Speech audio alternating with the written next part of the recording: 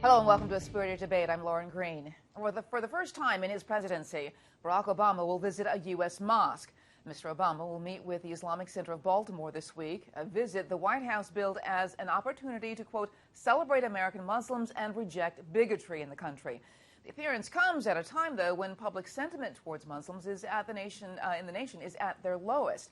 Here with reaction is Salaam Bhatti, a national spokesperson for the Ahmadiyya Muslim community. Welcome, Salaam. Thanks for having me. So just your reaction to this, because you're really excited about this. This is a fantastic opportunity, and we, the Ahmadiyya Muslim Community USA, Muslims who believe in the Messiah, Mirza Ghulam Ahmad of Qadian, are very grateful to President Obama for including Muslims in this dialogue. I mean, as you stated, it's a very tense time for Muslims. A lot of rhetoric is coming out against us, and there's a lot of actions like shootings at mosques, vandalism defacing mosques, and hurting people who even look like Muslims. So since that's at an all-time high, it's very important that we have this conversation that President Obama is bringing to a mosque now. Now, you know, this is it is a good thing, but, you know, it is coming late in his presidency. Why do you think it's been so late? Because there have been several mosques, several Muslim organizations who have said to the President of the United States, come to a mosque here in the United States. He's gone to mosques in the Middle East and elsewhere, but never here in the U.S. I mean, what does that say to you? Well, we're not ungrateful for his first time coming.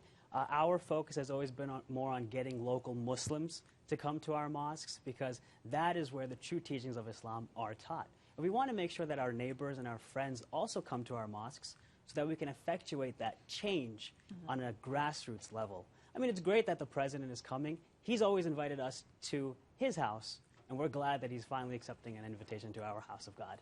You know, in the Middle East, we hear about the Sunni-Shiite division. The Ahmadiyyas are really very different from them. Explain how. So briefly, the Ahmadiyya Muslim community believes in Mirza Ghulam Ahmad as a reformer prophet who came to bring Muslims back to what true Islam is. Now, as we see in the world today, there's a lot of discord and disorder coming from Muslims who believe they are practicing Islam accurately and appropriately. But that is not the case. They have been misguided. And what Ahmad came to do was to bring them back to what true Islam actually is. Now, there's a tightrope that the president is walking right now, because even though he has professed that he is a Christian, a recent poll, CNN, our ORC poll, said that surveyed Americans, 29% of Americans actually view Obama as a Muslim, and like 43% of Republicans do. What do you make of this? Why do people have this view of him as a Muslim? It's an inherent problem with education. They see somebody with a name like Barack Hussein Obama and think just because he has an Arab-sounding name, he's a Muslim. There was a recent shooting in Santa Monica by somebody with the last name al-Zawahiri, and they immediately think that this was a Muslim person, but in fact he was a Lebanese Christian. So what we need to let people know is that there is a lot of people out there in this world with all sorts of names, and as a result they have all sorts of ideas. Some can be good and some can be bad. Now, how do you fight the image of ISIS for people here in the United States that believe that all Muslims are actually, you know, not all Muslims, but they associate, you know, Islam with being a terrorist? The Ahmadiyya Muslim community just recently, just last month, launched a campaign called True Islam and the Extremists. And what we seek to do is to unite Muslims and non-Muslims to distinguish true Islam from the extremists. Through this effort, we're going to be able to promote national security. And what we're trying to do is showing people through 11 points that these are the basic principles of what Islam actually is, as taught by the Quran and by Prophet Muhammad, peace be upon him.